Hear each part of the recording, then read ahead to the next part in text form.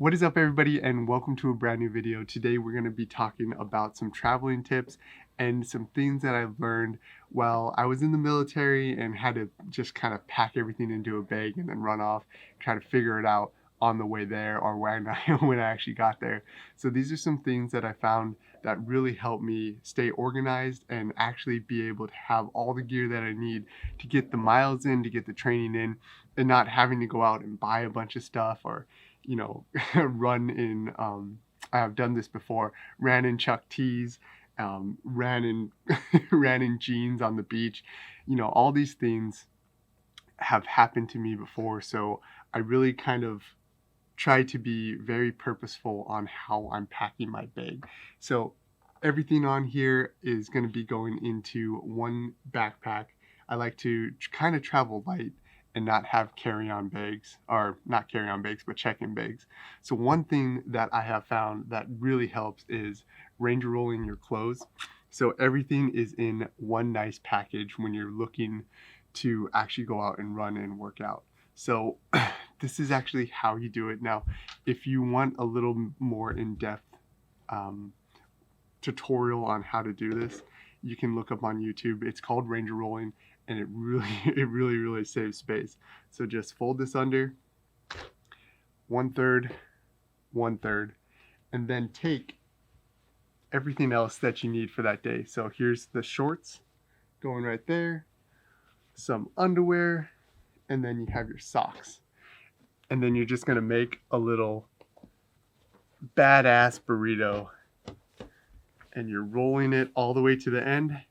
And then with this little lip right here, you're just folding it over. Now, I thought maybe this might stretch out the bottom, but it really doesn't.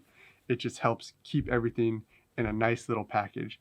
So then when you're actually reaching into your bag, instead of looking for all these separate pieces, I don't know what you do for your work, but my work schedule, at least when I'm on the road, is always like, hey, come on, let's go. Okay, you got 5 minutes, let's go. So when there's actually time to go out and run or work out, you just want to grab this one thing, unroll it, and then you'll have everything you need.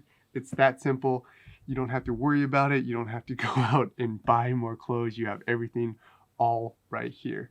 Now, this kind of leads into our second point, which is packing with a purpose. So I always like to bring an extra set of kind of colder weather. Now, I'm going down to Texas where it's a little bit warmer after that actual freeze. So this might not actually be needed, but it is always good to have some cold weather clothes.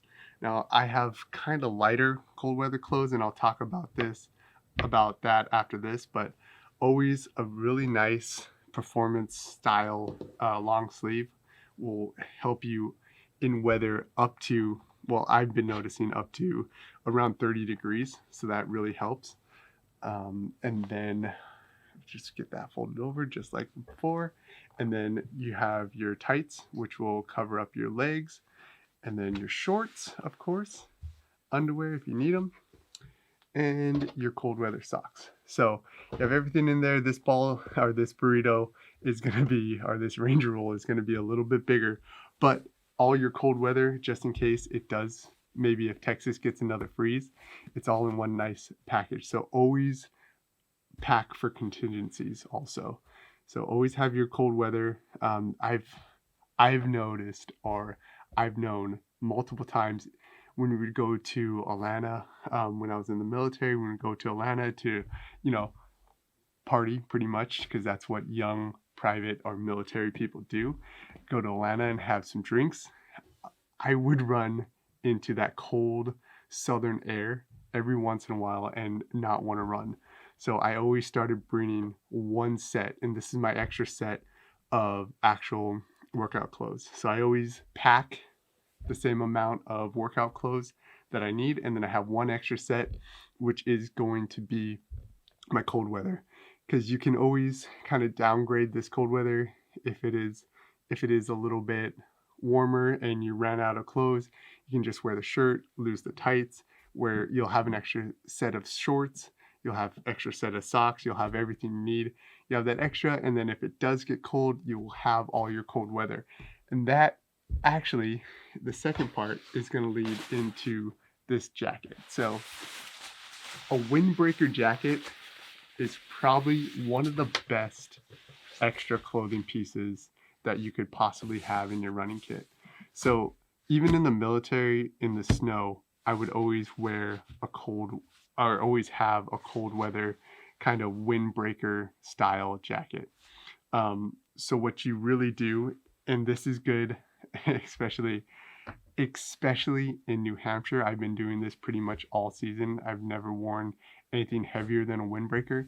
You put on your long sleeve and then a t-shirt and then this windbreaker, and that will pretty much save you up until, I would probably say, 10 degrees Fahrenheit, if not lower. So what happens, or at least what I assume happens, is you start sweating. The sweat goes into all this cotton or synthetic fiber, whatever your shirt is made out of, and it gets stuck there. And then your windbreaker traps in that heat. So then you're pretty much just like in a sauna suit.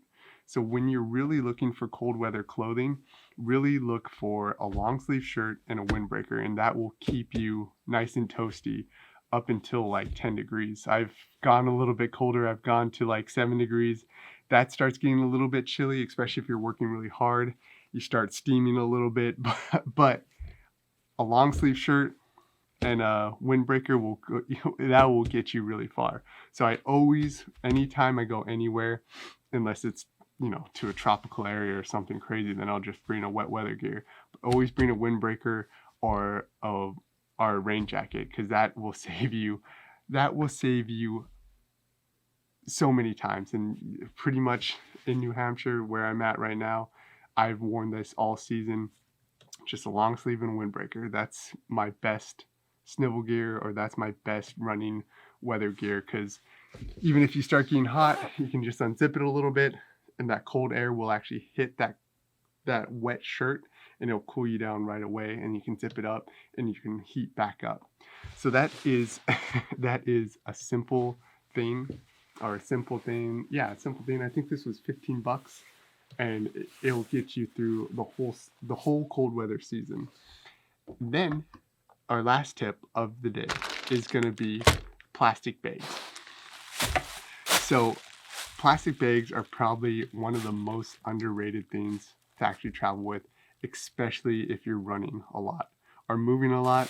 You want these plastic bags to separate everything in your actual bag. So I only travel with a single backpack, just because I like to travel a little bit lighter.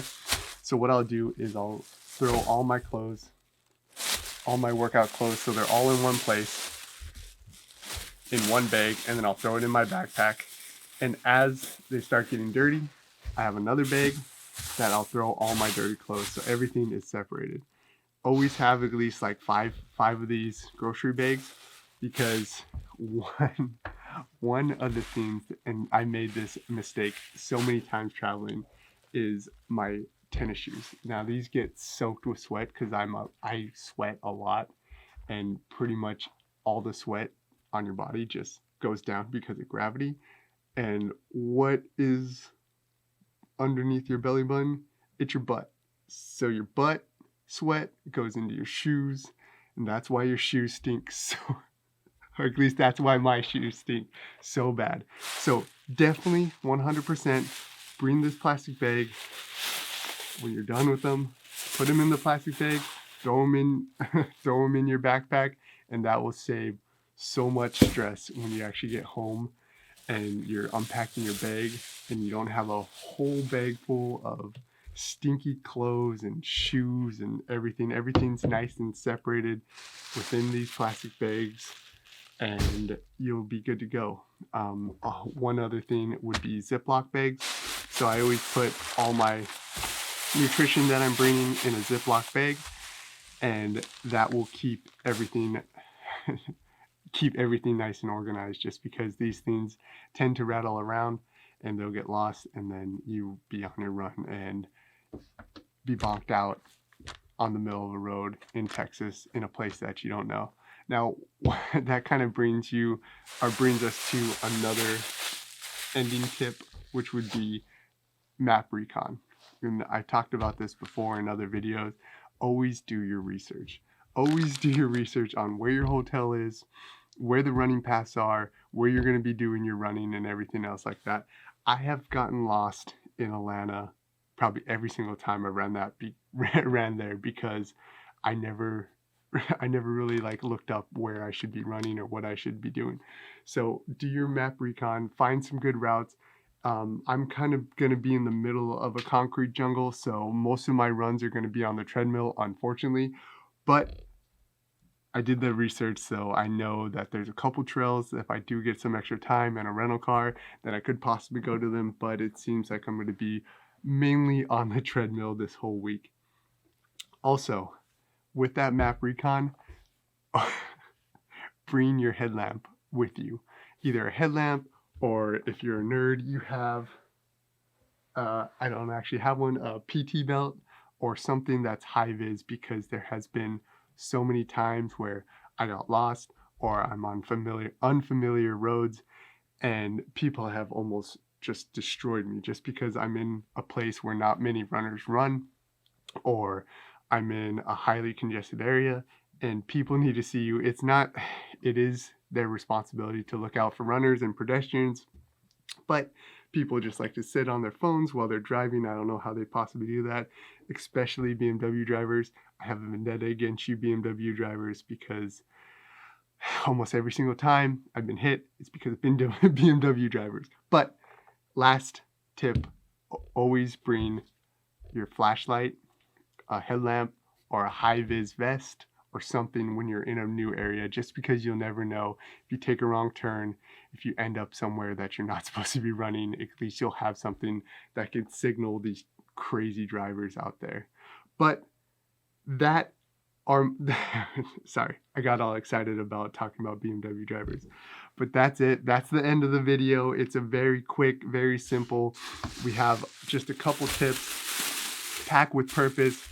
Learn how to Ranger roll your clothes. That'll keep everything nice and tight. Bring a lot of extra plastic bags, garbage bags, Ziploc bags.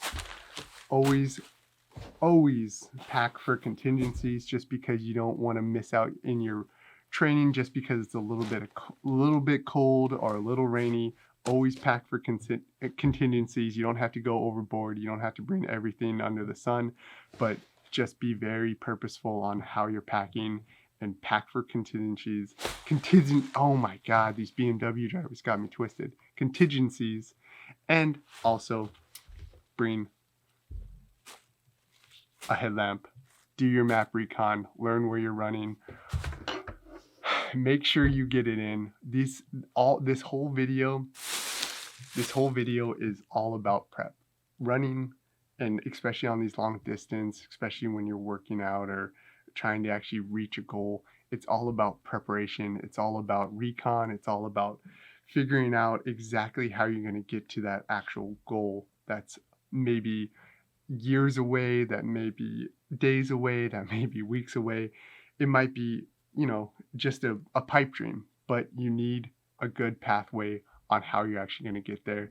And that's how you're going to become an average savage. That's how you're going to become a badass. That's how you're going to freaking take a new city by the balls and just